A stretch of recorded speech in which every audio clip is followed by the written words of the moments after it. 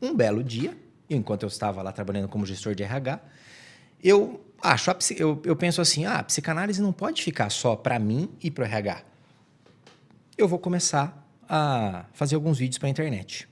E uma amiga me diz assim, por que você não vai pro TikTok? O Karnal tá lá. Eu, Karnal. Aí você falou, pronto, é lá que eu tenho que estar também.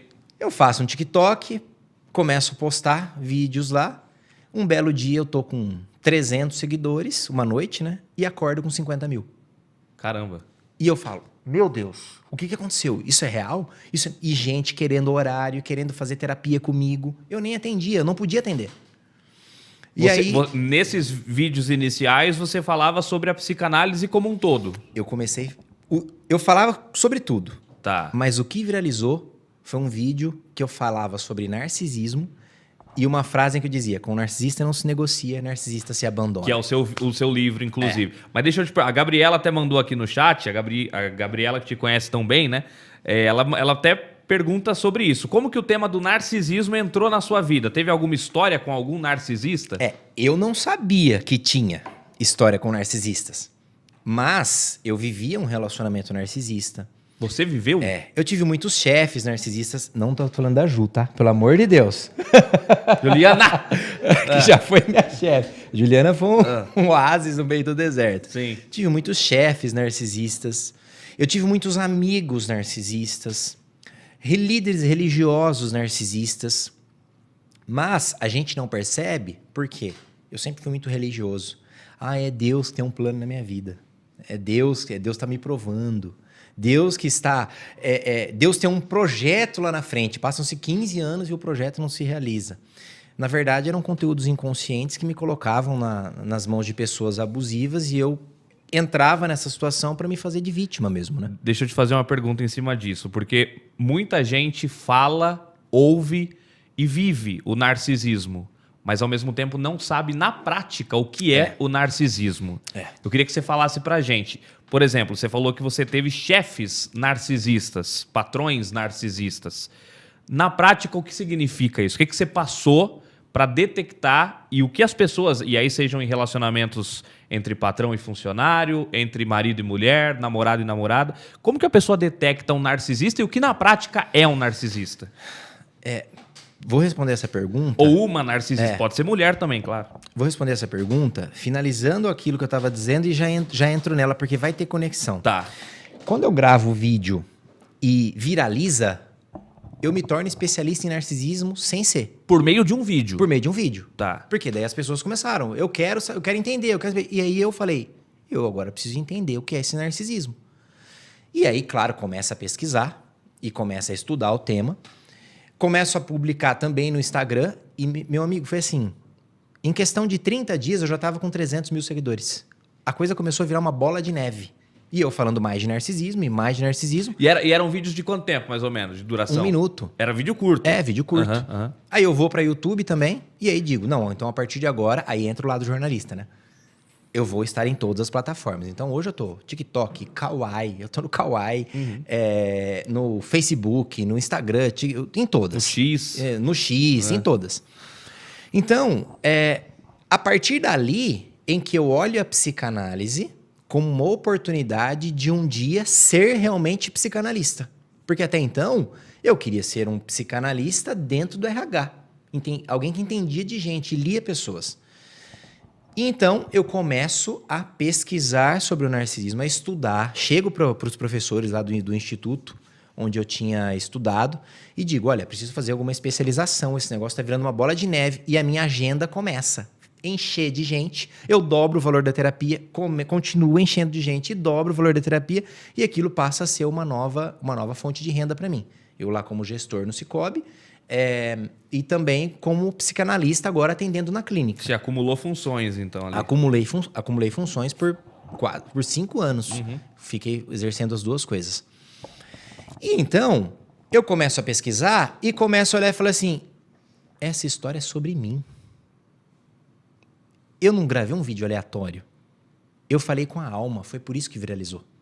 Era uma coisa que você estava vivendo, mas você não sabia que você estava vivendo. Era uma coisa que eu vivia. E eu não percebia. E aí, agora eu entro na outra pergunta que você fez, né? Quais são as características, então, de um narcisista? Foi as descobertas que eu fui fazendo, eu ia passando mal. Eu ia ficando ruim, porque eu via que eu estava naquela situação. A vida toda.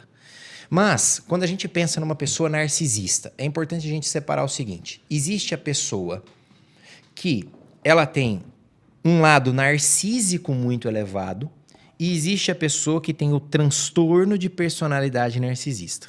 Qual que é a diferença? Narcisismo, Léo, é uma parte da nossa psique. Então, imagine você com a sua psique estruturada. A sua psique ela tem uma estrutura. Dentro dessa estrutura, existe a sua identidade, existe o seu lado menino, o seu lado adulto, existe o seu lado profissional. Nós temos várias identidades aqui dentro dessa nossa psique. Nós chamamos isso de estrutura. Dentro dessa estrutura, existe uma partezinha chamada narcisismo. Eu tenho, você tem. Então, se você escolheu essa cor de roupa, de camiseta, com a correntinha, isso foi o seu lado narcísico. Escolhendo, eu acho que eu tô bem assim. Uhum. Né? Eu, antes de vir para cá, coloquei uma calça que eu olhei e falei, tá boa. Minha esposa, o meu lado narcísico externo, já veio e falou, isso tá feio. Eu olhei e falei, realmente tá feio. Eu vou colocar outra. Isso é o nosso lado narcísico. A gente pode até dizer assim, isso não é vaidade, Vieira? É, popularmente conhecido como vaidade. Então, narcisismo é uma parte da nossa estrutura psíquica, que quer que a gente seja amado, reconhecido, que esteja bonito.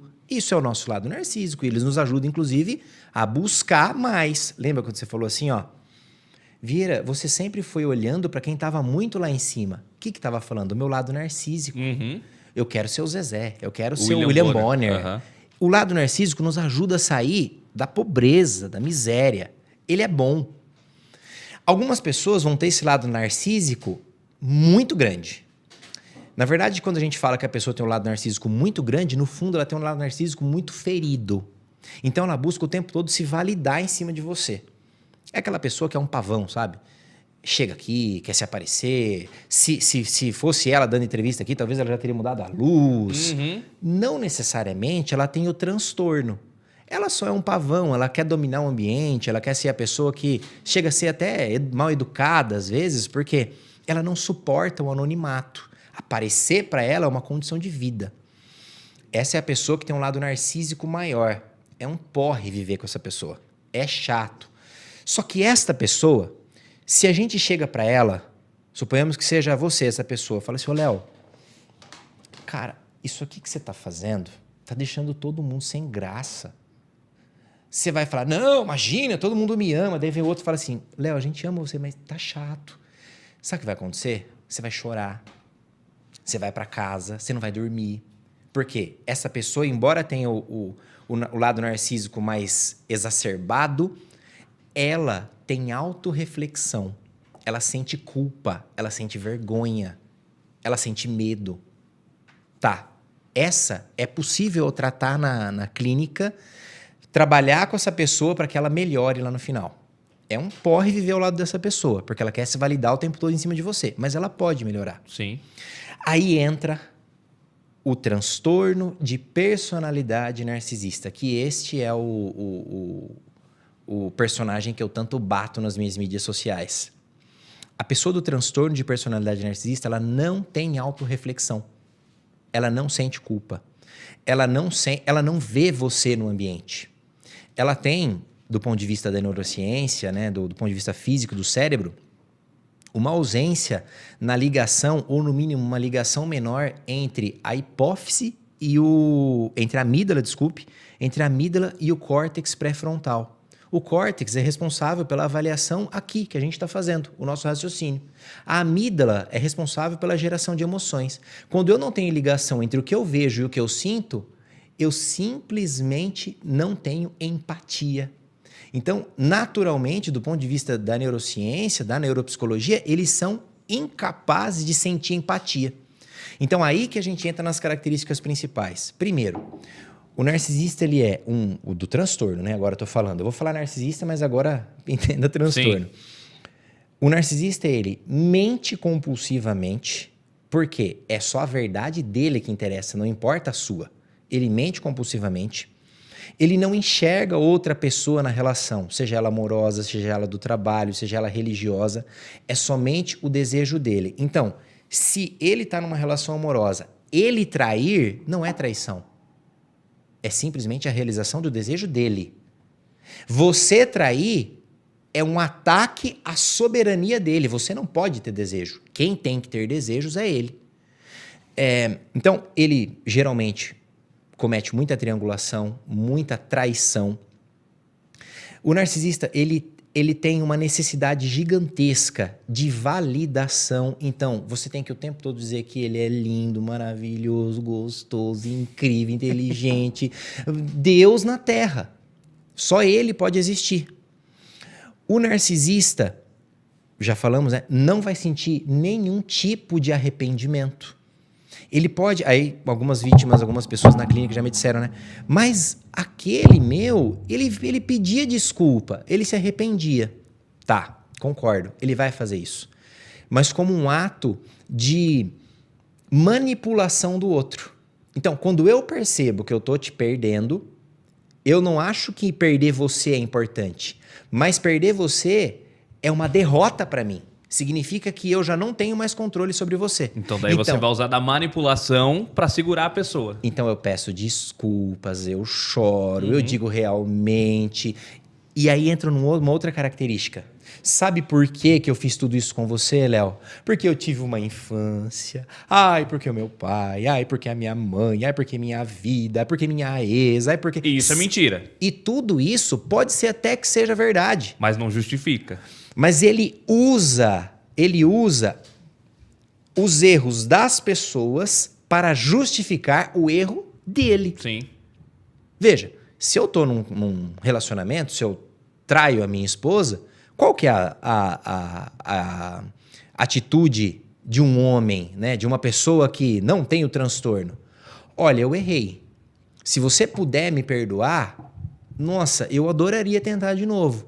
Mas o responsável sou eu. Me desculpe. Não é porque eu não fui amado pela minha mãe. Não é porque eu não fui amado pelo meu pai. Não é porque a minha ex era louca e me deixou marcas. Não. O homem faz isso. Primeiro que o homem de verdade nem trairia, né? Nem a mulher de verdade trairia. Essa. Mas vamos partir daí do pressuposto de que todo mundo pode errar. Você assume esse erro. Por quê? Porque eu tenho autorreflexão. Olha, eu errei. Me perdoa, é o erro meu. E se você não me perdoar, ok, eu vou entender. Eu tenho que passar por esse resultado dessa escolha que eu fiz. O narcisista não consegue assumir o resultado da escolha que ele fez. Por quê? Entra no sexto ponto aqui, que é, eles são imaturos. No fundo, a idade psíquica de toda pessoa com transtorno de personalidade narcisista varia entre 1 e 4 anos de idade, que é quando esse transtorno geralmente começa a se instalar. Caramba! Então, toda pessoa que é narcisista mesmo, ela tá parada naquela fase onde você fala assim para a criança, não pode comer o doce antes do almoço. Eu quero, por quê? A criança não aceita. Quando você frustra uma criança, não põe o dedo na tomada, tira o dedo no nariz, tira a mão da boca, para com isso, levanta, engole o choro. Você está tratando, na verdade, o narcisismo dessa criança.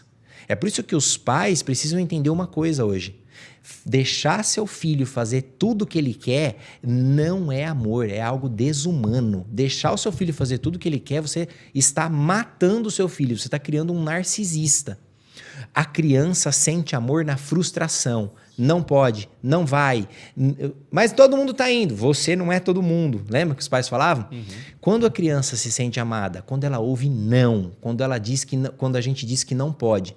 O narcisista ficou parado na fase dessa criança onde ele não aceitou o não. E quando ele ouve um não, agora ele retorna, agora que ele é adulto, com punição para você. Essas são as características. Cara, que é amplo, né, o negócio. Mas você disse que você gravou aquele primeiro vídeo, que foi onde tudo começou, mas na prática, o que você viu depois que você estava vivendo em relação a isso? Qual era o tipo de abuso, se assim podemos colocar, se essa palavra serve, que você sofreu para que você detectasse que, pô, eu passei por isso, é sobre mim, é a minha história, sim, só que você só foi perceber isso lá na frente. O que na prática você viveu?